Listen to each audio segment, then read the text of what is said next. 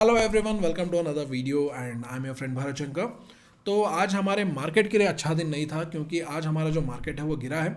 और मार्केट क्यों गिरा इसके रिलेटेड मैं कुछ न्यूज़ आर्टिकल्स देख रहा था, वहाँ पर ये बताया जा रहा था कि कल यूएस मार्केट गिरा तो इसलिए आज हमारा मार्केट भी गिरा। और कल यूएस मार्केट क्यों गिरा उसके दो रीजंस थे। पहला रीज़न था उनका जो लेबर डिपार्टमेंट है, उन्होंने जो जॉबलेस क्लेम्स का डेटा दिखाया था वहाँ पर इंक्रीमेंट हुआ है विच इज़ नॉट गुड। और दूसरा रीज़न वो ये बता रहे थे कि अभी कल वॉलमार्ट का जो रिजल्ट्स आया वहाँ पर वॉलमार्ट ने कुछ फोरकास्ट भी दिए फ्यूचर ग्रोथ को लेकर के, और वो पुअर था।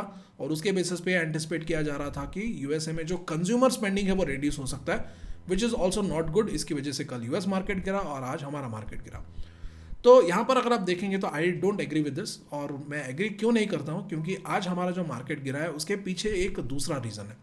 ऑफकोर्स यूएसए में जो हुआ है उसका भी इम्पैक्ट हो सकता है, आई डोंट नो किस एक्सटेंट तक पड़ सकता है, लेकिन एक दूसरा रीज़न है उसका इम्पैक्ट इंडियन मार्केट्स के ऊपर बहुत हद तक पड़ सकता है। और उस रीज़न के बारे में आज हम डिस्कस करेंगे। लेकिन आगे बढ़ने से पहले ऐसे डेली क्वालिटी अपडेट्स के लिए अगर आप मुझे और मेरी टीम को अप्रिशिएट करना चाहते हैं तो वीडियो के ऊपर जो लाइक बटन है उसे प्रेस करके आप वीडियो को लाइक कर सकते हैं और कमेंट्स में एक सिंपल थैंक यू भी लिख सकते हैं। और साथ ही साथ बहुत लोग वीडियो देखते हैं लेकिन चैनल को सब्सक्राइब नहीं करते, तो इसलिए फटाफट चैनल को भी सब्सक्राइब करें। और उसके साथ साथ कल वेबिनार भी होने वाला है, how to find red flags while picking multibagger stocks. और ये वेबिनार लर्निंग कम्युनिटी मेंबर्स के लिए, तो अभी तक अगर आपने लर्निंग कम्युनिटी ज्वाइन नहीं किया है तो ज्वाइन बटन के ऊपर क्लिक करके आप लर्निंग कम्युनिटी को ज्वाइन कर सकते हैं, और उसका लिंक मैंने वीडियो के डिस्क्रिप्शन में भी दे दिया है। और साथ ही साथ ये लर्निंग कम्युनिटी आप फ्री में भी ज्वाइन कर सकते हैं। फ्री में कैसे ज्वाइन करना है उसका डिटेल्स आप व्हाट्सएप चैट सपोर्ट पे ले सकते हैं। और उसके अलावा बहुत लोग ये भी पूछ रहे थे कि सर ये जो कल वेबिनार होने वाला है इसका ज्वाइनिंग लिंक हमें कैसे मिलेगा।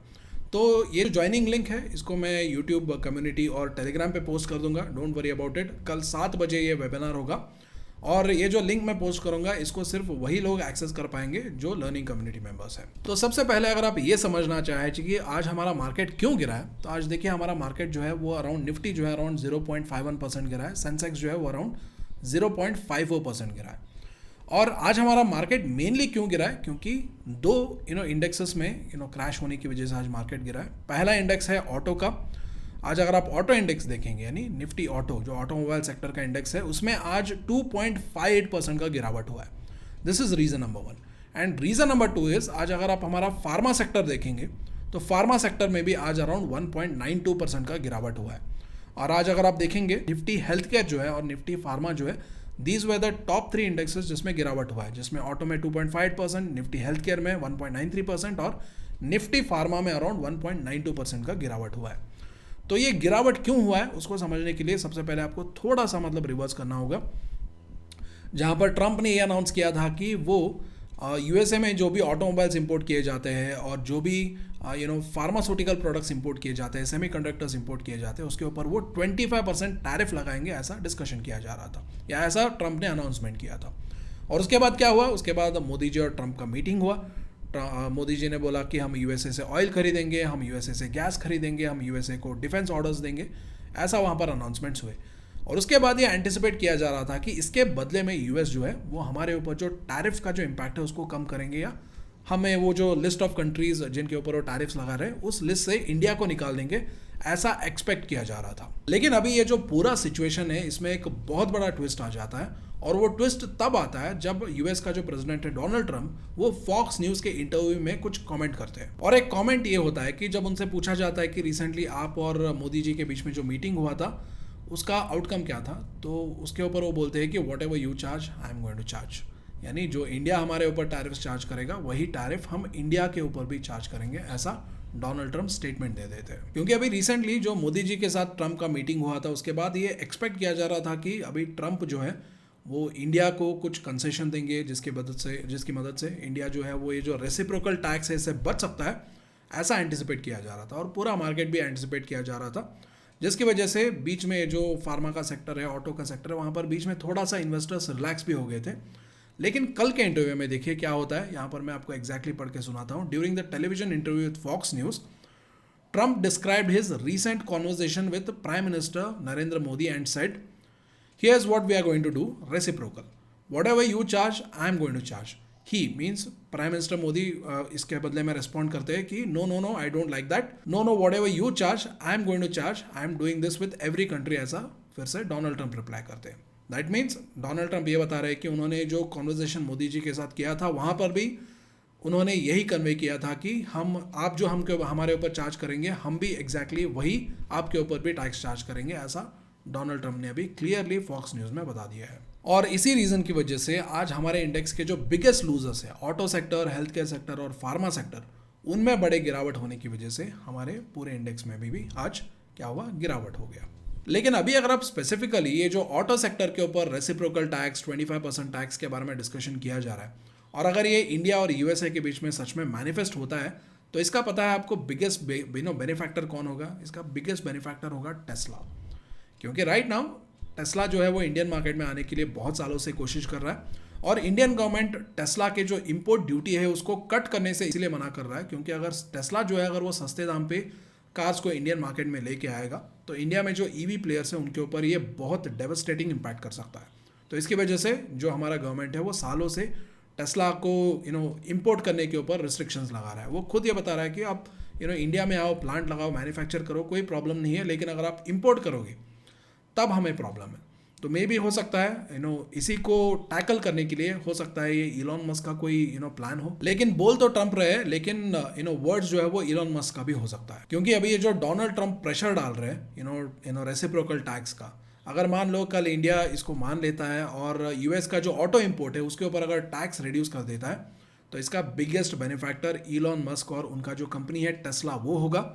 और यहाँ पर दोनों तरफ से ही प्रॉब्लम है ऑटो सेक्टर को। अगर टैरिफ कट किया जाएगा तो इलॉन मस्क की जो कंपनी है वो इंडिया में आएगा, compete करेगा, और यहाँ पर हो सकता है उसकी वजह से ईवी प्लेयर्स के ऊपर इम्पैक्ट पड़े। और अगर टैरिफ नहीं कट करेंगे तब भी इम्पैक्ट पड़ेगा, क्योंकि जो इंडिया से जो ऑटो पार्ट्स वगैरह जो एक्सपोर्ट किए जाते हैं सब ऑटो इंडस्ट्री हैवीली एक्सपोर्ट करता है यूएस मार्केट को, तो उस रीज़न की वजह से भी इम्पैक्ट पड़ेगा। तो अभी देखना होगा कि यहाँ पर कोई बीच का रास्ता निकलता है कि नहीं निकलता है।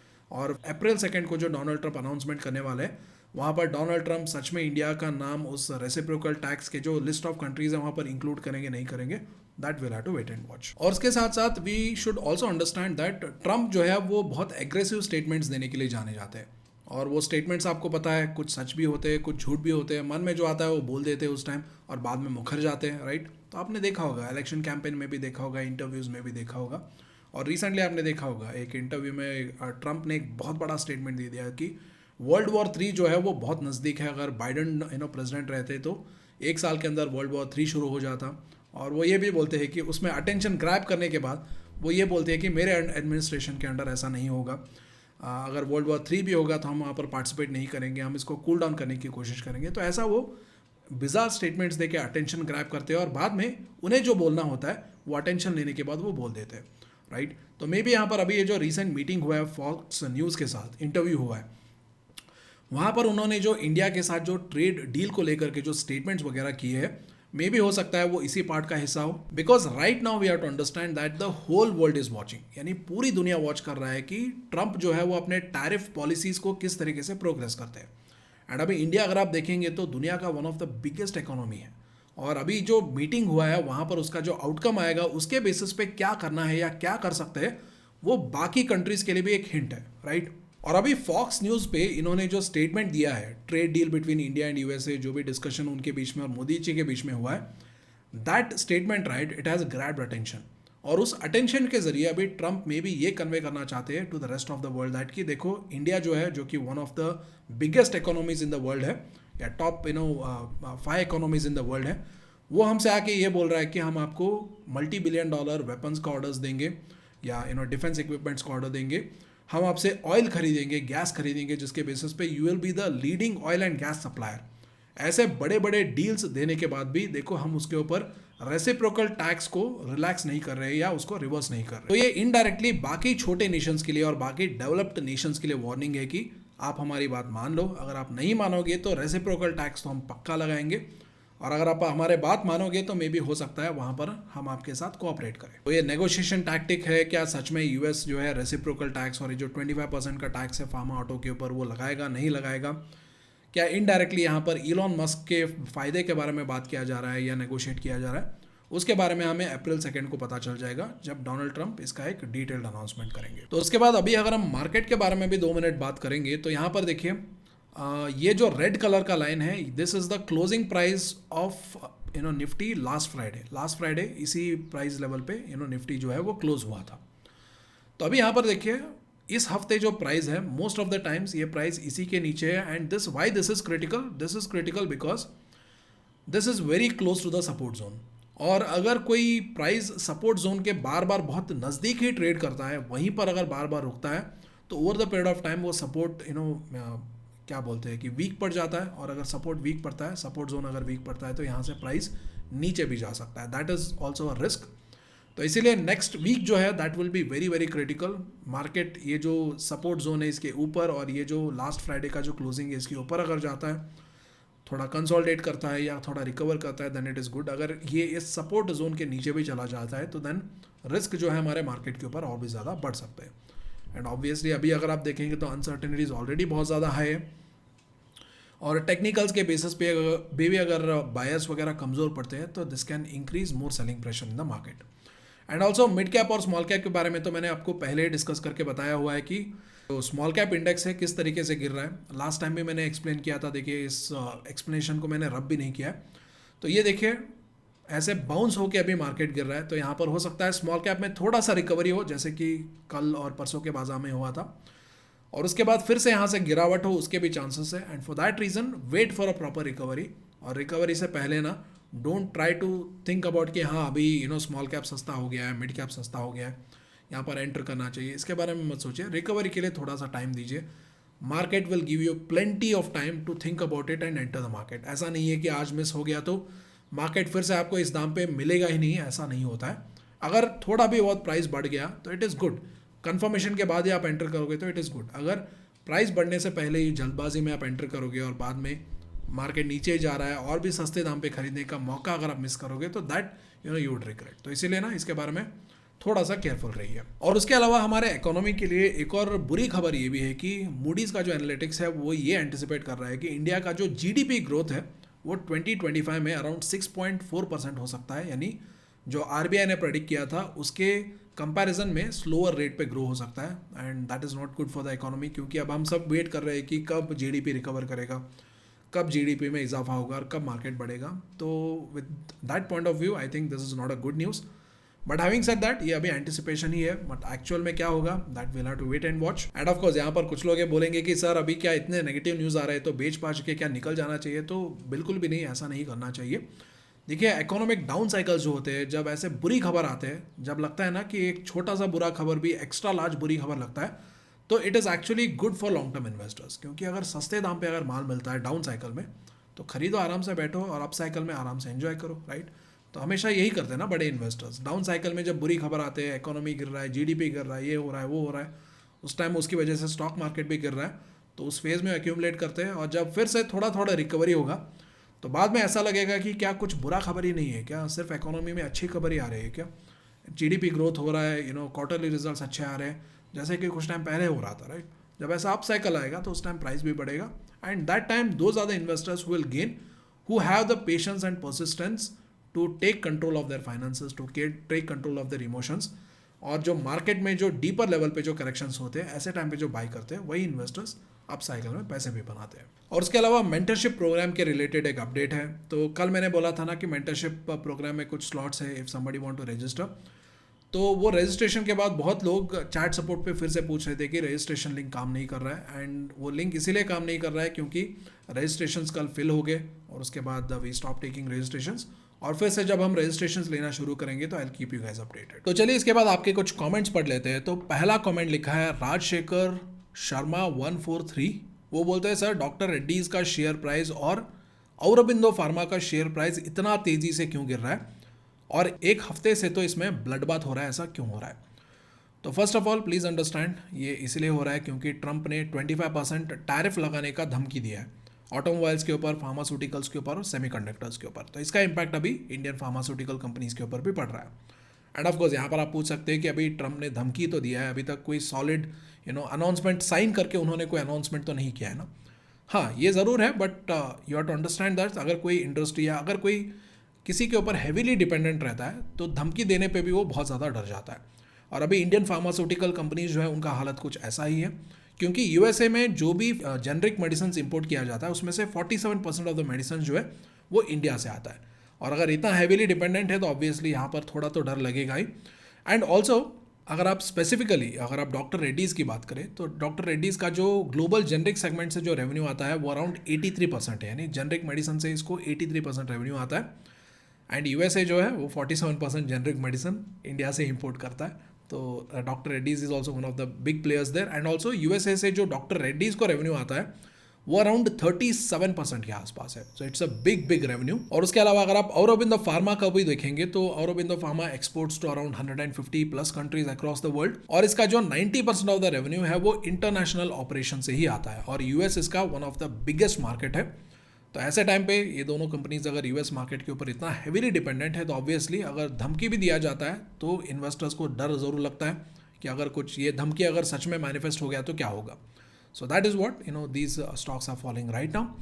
एंड ऑल्सो अभी यहाँ पर कुछ लोग ये पूछ सकते हैं कि सर इस पे वे आउट क्या है, अगर सच में डोनाल्ड ट्रंप ऐसा कर देते तो इंडियन फार्मास्यूटिकल्स क्या बर्बाद हो जाएंगे, या यहाँ पर इनके लिए कुछ वे आउट भी है। तो इसके रिलेटेड रिसेंटली नैटको फार्मा के जो सीईओ है उन्होंने खुल के बात किया था, और उन्होंने ये बोला था कि अभी ट्रंप के जो ये जो टैरिफ धमकियाँ है, टैरिफ थ्रेट है, इसके अगेंस्ट इंडियन फार्मास्यूटिकल कंपनीज का एक वे आउट ये हो सकता है कि वो ऐसे मैन्युफैक्चरिंग प्लांट्स को बाय करें जो ऑलरेडी यूएसए में है, ऑलरेडी इनके पास जो अप्रूवल वगैरह चाहिए होता है, सर्टिफिकेशन वगैरह चाहिए होता है, वो ऑलरेडी अवेलेबल हो, तो वो एक वे आउट हो सकता है। और ये भी बोलते हैं कि right now Natco pharma is also actively looking for such acquisitions. Acquisition company करेगा नहीं करेगा that will know in the future, but right now this could be one of the way out. लेकिन अगर ये way out Indian pharmaceuticals if they take this way out, and also अगर Trump सच में tariff बढ़ाते हैं तो इसका एक मेजर इंपैक्ट फार्मास्यूटिकल कंपनीज के मार्जिन्स के ऊपर पड़ सकता है। क्योंकि प्रेजेंटली क्या हो रहा है, इंडियन फार्मास्यूटिकल्स का मेजर कॉम्पिटेटिव एज क्या है, यूएसए में मैन्युफैक्चरिंग महंगा है, इंडिया में मैन्युफैक्चरिंग सस्ता है। तो इसलिए यूएस वाले क्या कर रहे हैं, वो इंडिया से जो इंडिया के जो मैन्युफैक्चरिंग प्लांट्स हैं वो उनके स्टैंडर्ड्स के अकॉर्डिंग उनको बनाने के लिए बोल रहे हैं, और यहाँ पर मैन्युफैक्चरिंग करवा रहे हैं, और यहाँ से उन मेडिसिन को इम्पोर्ट कर रहे हैं। और वही अगर इंडियन फार्मास्यूटिकल कंपनीज यहाँ से जाके वहाँ पर मैन्युफैक्चरिंग करना शुरू करेंगे तो they are going to lose this competitive advantage, और अगर कॉम्पिटेटिव एडवांटेज लूज करेंगे तो ऑब्वियसली यहाँ पर इनका मार्जिन्स जो है वो हैवीली इरोड हो सकता है जो यूएस मार्केट से आता है। So this is one of the risk. But of course यहाँ पर आगे क्या होगा, ट्रंप टैरिफ बढ़ाएंगे नहीं बढ़ाएंगे, रेसिप्रोकल टैक्स के बारे में जो ट्रंप बता रहे हैं वो सच में करेंगे नहीं करेंगे, that will know on April 2, जहाँ पर डोनाल्ड ट्रंप ने खुद ही बोला है कि अप्रैल 2 को वो इसके ऊपर एक डिटेल्ड अनाउंसमेंट करेंगे। So will have to wait and watch. और उसके बाद नेक्स्ट कमेंट पढ़ते हैं जिसको लिखा है मिथिलेश राज ने, और ये हमारे लर्निंग कम्युनिटी के मेंबर भी है, और ये बोलते हैं कि सर डेल्टा कॉप को मैंने 300 के ऊपर लिया था, अभी स्टॉक का प्राइस 100 से भी नीचे आ गया है, बहुत ज़्यादा लॉस हो रहा है, बहुत डर लग रहा है, क्या कंपनी रिवाइव करेगा, कंपनी का फ्यूचर क्या होगा, इसके बारे में थोड़ा सा डिटेल्स बताएं। तो देखिए डेल्टा कॉप का अभी अगर आप देखेंगे तो मेजर इशू है इसका जीएसटी, क्योंकि रिसेंटली नहीं आई थिंक कुछ साल हो गए जीएसटी डिपार्टमेंट ने इनसे अराउंड 23,200 करोड़ का जीएसटी मांग किया है, और प्रेजेंटली कंपनी का मार्केट कैप कितना है, अराउंड 2,600-700 करोड़ के आसपास है, यानी कंपनी का टोटल मार्केट कैप जितना है उससे 8 से 9 गुना इससे जीएसटी मांग किया जा रहा है। और इन्होंने इसके अगेंस्ट कंटेस्ट भी किया था सुप्रीम कोर्ट में, I don't know which court में, जहाँ पर कोर्ट ने इसके ऊपर आई थिंक मार्च 17 तक कुछ, मार्च 17, 2025 तक कुछ इस पे ऊपर स्टे लगा दिया है। तो इसके बाद पता चलेगा कि जीएसटी में क्या होगा। अगर सच में इन्हें ये जीएसटी पे करना पड़ेगा तो कंपनी इस बड़े पैसे को कैसे अरेंज करेगा, कंपनी सर्वाइव कर पाएगा नहीं कर पाएगा, whatever happens that will have to wait and watch. And of course यहाँ पर कुछ लोग पूछेंगे कि sir market cap 2,600-700 crore, GST इतना कैसे बढ़ गया। तो देखिए यहाँ पर कंपनी जो है वो जीएसटी अपने जो प्रॉफिट आता है, गैम्बलिंग में जो प्रॉफिट आता है उसके ऊपर पे कर रहा था, लेकिन जीएसटी डिपार्टमेंट बता रहा था कि जो भी गैम्बलिंग का जो पॉट मनी होता है उसके ऊपर हमें जीएसटी चाहिए। यानी सिंपल वर्ड्स में अगर मान लो कि एक टेबल पे बहुत सारे गैम्बलर्स बैठे और सब ने पैसा लगाया और टोटल जो बेटिंग पे पैसा लगाया है वो 100 रुपये है, तो गवर्नमेंट बोलता है कि 100 रुपये के ऊपर हमें जीएसटी पे करना है आपको।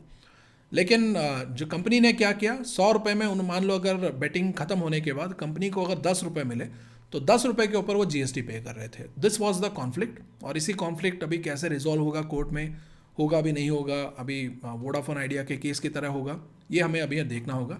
That we can't predict right now, वो तो हमें कोर्ट में ही पता चलेगा।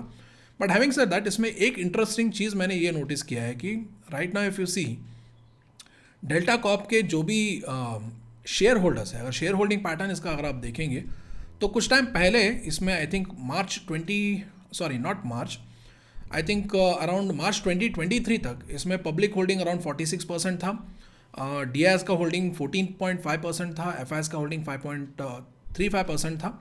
एंड फास्ट फॉरवर्ड दिसंबर 2024 इसमें एफ का होल्डिंग रिड्यूस होकर 1.02% हो जाता है, डी का होल्डिंग 8.36% हो जाता है और पब्लिक का होल्डिंग 46% से बढ़ के 57% के आसपास पहुंच जाता है। यानी प्रेजेंटली अगर आप देखेंगे तो जो शेयर्स है उसको पब्लिक के ऊपर डंप किया जा रहा है, may be because of this GST risk. And अभी बेचारे जो पब्लिक है जिन्हें ये लग रहा है कि कंपनी रिवाइव करेगा, सरकार इतना जीएसटी कंपनी के ऊपर नहीं लगाएगा, वो यहाँ पर आई थिंक राइट नाउ फंसे जा रहे हैं। बट टू बी ऑनेस्ट यहाँ पर जब तक जीएसटी के ऊपर क्लैरिटी नहीं आएगा तब तक कंपनी का फ्यूचर क्या होगा उसके ऊपर भी कोई क्लैरिटी नहीं आ सकता है। तो we have to wait and watch for कि जीएसटी के केस में क्या होगा। उसके बाद चलिए नेक्स्ट कमेंट पढ़ते हैं। नेक्स्ट कमेंट लिखा है संजीव शाह जी ने। संजीव शाह जी नमस्कार, आई रिकॉग्नाइज यू। और संजीव जी बोलते हैं why Shreeji trans logistics is going down in last 3 years, revenue is increasing, profit is increasing but EPS going down, what can be the reason. तो यहाँ पर आप देखोगे तो फर्स्ट ऑफ ऑल देखिए बहुत ही छोटा कंपनी है, 95 करोड़ का मार्केट कैप वाला कंपनी है और ऐसे कंपनीज़ में रिस्क बहुत ज़्यादा होता है। क्या पता यू नो आगे क्या हो ऐसे कंपनीज़ में, कंपनी रहे ना रहे, ग्रो करे ना रहे, बहुत सारे अनसर्टेनिटीज़ होते हैं फर्स्ट ऑफ ऑल। एंड आपका क्वेश्चन अगर स्पेसिफिकली एड्रेस करना चाहे तो इसका अर्निंग्स पर शेयर देखिए इसीलिए गिर रहा है क्योंकि ट्रेलिंग 12 मंथ्स में कंपनी के पहले जो प्रॉफिट्स थे ना 9 करोड़, 11 करोड़, 16 करोड़, अभी वो रिड्यूस होके 4 करोड़ हो गए। And on top of that company का अगर रेवेन्यू बढ़ रहा है, प्रॉफिट बढ़ रहा है, तो कंपनी का प्रमोटर क्यों शेयर बेच रहा है, that you will have to go and check first. क्योंकि आप देखोगे तो दिसंबर 2023 में प्रमोटर्स का होल्डिंग 72.7% था, जो कि अभी दिसंबर 2024 में रिड्यूस हो गया 63.41% हो गया है।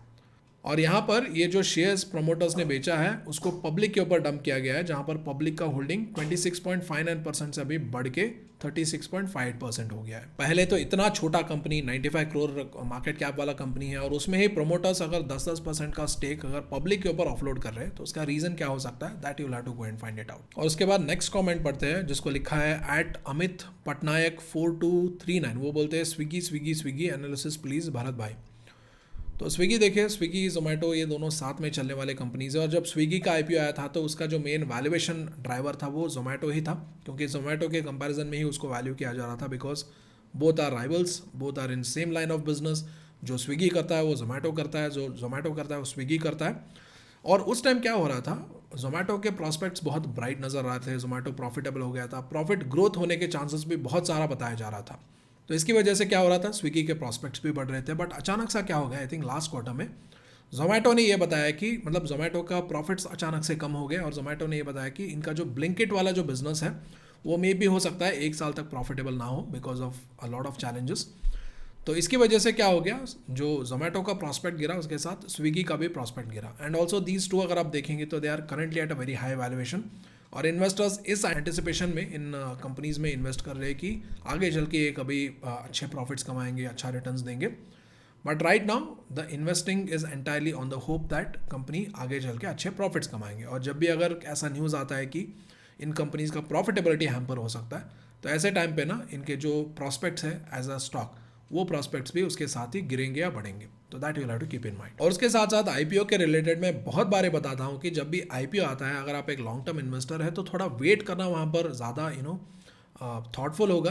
क्योंकि आईपीओ में मैं हमेशा बताता रहता हूँ कि IPO is like a marriage, मतलब शादी होती है ना उस टाइम कैसे सब सज धज के आते हैं, वैसा ही आईपीओ के टाइम कंपनी को सजा धजा के लाया जाता है और असलियत क्या है वो आपको अगले 2-3-4 क्वार्टर्स में ही पता चलता है। तो इसलिए अगर आप थोड़ा वेट करोगे और जब कंपनी का असलियत बाहर आएगा उसके बेसिस पे ग्रोथ कितना है, मैनेजमेंट कैसा है, कंपनी का बिजनेस क्या सस्टेनेबल है नहीं है, उसके बेसिस पे आपको एक कॉल लेना होता है। तो इसीलिए जनरली आईपीओ जो होते हैं ना, आईपीओ का जो हाइप वगैरह जो क्रिएट किया जाता है उस झांसे में कभी नहीं पड़ना चाहिए। उसके बाद नेक्स्ट कमेंट लिखा है साहित्य सम्मेलन BXR। वो बोलते हैं IRCTC का फ्यूचर क्या है। तो देखिए IRCTC का फ्यूचर क्या हो सकता है, मोनोपोली बिजनेस है, गवर्नमेंट कंट्रोल्ड है, किसी और को वहाँ पर घुसने नहीं दिया जाता है, पानी के बोतल भी यही बेचते हैं, केटरिंग भी यही करते हैं, टिकट भी यही बेचते हैं। तो बिजनेस तो इनका कोई छीन नहीं सकता है अनलेस एंड अनटिल अगर गवर्नमेंट आगे चल के कोई ऐसा रूल बनाता है कि इससे प्राइवेट सेक्टर वाले भी यहाँ पर आ जाए। तो जब तक वो रूल नहीं बनता है तब तक तो इनका बिजनेस सिक्योर है, कोई इसको टच नहीं कर सकता है। बट अगर आप from a valuation point of view से बात करेंगे तो that goes with the sector. अभी अगर आप रेलवे सेक्टर का पूरा प्रॉस्पेक्ट देखेंगे तो पूरा ठंडा पड़ा हुआ है और क्यों ठंडा पड़ा हुआ है? क्योंकि बजट में किसी तरीके का बड़े अनाउंसमेंट्स नहीं है, बजट बढ़ाएंगे, रेलवे बजट ज़्यादा हो गया, ऐसा कोई अनाउंसमेंट नहीं है। तो इसकी वजह से अगर सेक्टर ठंडा पड़ा है तो सेक्टर में जो स्टॉक्स है वो भी ठंडे पड़े रहते हैं। और उसके बाद नेक्स्ट कमेंट पढ़ते हैं। नेक्स्ट कमेंट लिखा है असलम शेख 5256। वो बोलते हैं विशाल मेगा मार्ट का रिव्यू करो प्लीज़। तो सर यहाँ पर भी देखिए, विशाल मेगा मार्ट का आईपीओ दिसंबर में ही आया था, और जब जनरली आईपीओ आता है तो आईपीओ का जो हाइप होता है वो ठंडा होने तक रुकना पड़ता है। एंड ऑल्सो आईपीओ के बाद जो लॉक इन पीरियड होता है वो भी ख़त्म होना चाहिए। आई थिंक अभी 50% का जो लॉक इन पीरियड था, आई थिंक वो जनवरी 15 को ख़त्म हुआ था, एंड रेस्ट ऑफ द 50% का lock in period I think March के अराउंड कुछ ख़त्म होने वाला है। तो जब ये सारा हो जाएगा, और अभी विशाल मेगा मार्ट का पी जो है वो अराउंड 105 के आसपास है, क्या कंपनी सच पे इस पी को जस्टिफाई कर पाएगा? नहीं कर पाएगा, क्योंकि अगर डीमार्ट जैसे कंपनी स्ट्रगल कर रहे हैं तो यहाँ पर विशाल मेगा मार्ट को ऐसा क्या कॉम्पिटिटिव एडवांटेज मिलेगा जिसके बेसिस पे वो हायर वैल्यूएशन को सस्टेन कर पाएंगे? That is the question. तो इसीलिए सिंपल सा आंसर है, थोड़ा आईपीओ का जो हाइप है वो फेड आउट होने के लिए वेट करो and then think about it कि क्या करना है इसमें। और उसके बाद नेक्स्ट कमेंट पढ़ते हैं जिसको लिखा है टी बैनर्जी 18। वो बोलते हैं Trump is not allowing any concession for tariffs, then why defence orders be place to USA. तो बैनर्जी साहब अभी देखिए ना, right now there is no clarity April 2 को मिलेगा, जब ट्रम्प एक्चुअल में क्या क्या कौन से देश पे कितना टैरिफ लगाएंगे उसको अनाउंस करेंगे। तो राइट नाउ अभी आपको समझना ये है ना कि ट्रम्प अभी सबको नर्वस कर रहे हैं। पहले ट्रम्प का वही स्ट्रैटेजी है ना, हमने पहले भी बहुत बार डिस्कस किया है कि पहले वो एक्शन लेते हैं, सीज़ फायर करते हैं, नेगोशिएट करते हैं, and then he will crack a deal. तो अभी एक्शन तो उन्होंने ले लिया है, सीज़ फायर भी थोड़ा बहुत कर दिया है, कनाडा के साथ कर दिया था, मैक्सिको के साथ कर दिया था, तो ऐसा ही और भी देशों के साथ करेंगे। And then right now is in the negotiation phase, जहाँ पर इंडिया भी नेगोशिएशन के लिए गया था, और वहाँ पर क्या बात हुआ है, क्या डिस्कशन हुआ है। और अभी इंडिया जो यूएसए को डिफेंस के ऑर्डर्स देने वाला है, ऑयल एंड गैस खरीदने वाला है, उसके बदले इंडिया को क्या मिलेगा, that will know on April 2। अप्रैल 2 को इधर हमारा मार्केट ट्रम्प के अनाउंसमेंट से बुरी तरीके से क्रैश होगा या नहीं तो बढ़ेगा, बिकॉज ट्रम्प वहाँ पर हो सकता है इंडिया जो फेवर कर रहा है उसके लिए कुछ रिलैक्सेशन दे दे। That will have to wait and watch till April 2। उसके बाद नेक्स्ट कमेंट लिखते हैं राकेश सिंह 116। वो बोलते हैं please bring back those old videos where you use to do deep analysis on few growing stocks fundamentals. तो राकेश जी, इसके लिए ना we have created a new channel for it. Channel name is Bharat Shankar, link description में, आप जाके join कर लो। There will try to upload such kind of detailed video, क्योंकि ऐसे वीडियोस बनाने में ना टाइम लगता है, and right now people are looking for everyday update, क्योंकि बहुत लोग नर्वस चल रहे हैं ना। तो and for that reason I am taking this effort to make videos on daily basis and try to address your questions. तो दूसरा चैनल ज्वाइन कर लीजिए, वहाँ पर will try to resume those old videos there. और उसके बाद next comment पढ़ते हैं जिसको लिखा है अभिमन्यु लकी 4506। वो बोलते हैं sir please tell something about Jio financials, बहुत लॉस में हूँ। तो जियो फाइनेंशियल्स के ऊपर काम कर रहा हूँ। आई नो बहुत सारे कमेंट्स आ रहे थे जियो फाइनेंशियल्स के related, so we are working on it. हमारे जो एनालिस्ट है वो सब इसके ऊपर काम कर रहे हैं, and we are trying to make that content as soon as possible. और जब वो कंटेंट बन जाएगा तो that will be uploaded on Bharat Shankar channel, so वहाँ से आप उस वीडियो को देख सकते हैं। और उसके बाद नेक्स्ट कमेंट पढ़ते हैं जिसको लिखा है ओंकार शर्मा 2102। ये हमारे लर्निंग कम्युनिटी के मेंबर भी है। ये बोलते हैं does Caplin Point Laboratories depend on America for revenue.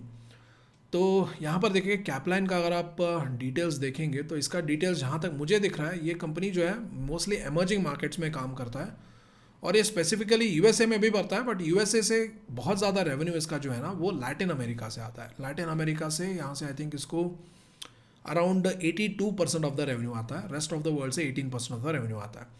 और लैटिन अमेरिका की अगर आप स्पेसिफिकली बात करेंगे तो यहाँ पर जो ब्राज़ील है, मेक्सिको है, Colombia, Argentina, Cuba, Dominic Republic, ऐसे जो सारे कंट्रीज़ हैं they belong to Latin America. तो हाँ, यहाँ पर जो लैटिन अमेरिका है वहाँ से ज़्यादा रेवेन्यू आता है, बट यूएसए से आई थिंक उतना ज़्यादा इम्पैक्ट मे भी नहीं हो सकता है। That you will have to check, because as per the details I can see here ये कंपनी मोस्टली एमर्जिंग मार्केट्स में काम करता है। तो आज के लिए इतना ही रखते हैं। Thank you so much for watching. I will see you in the next video.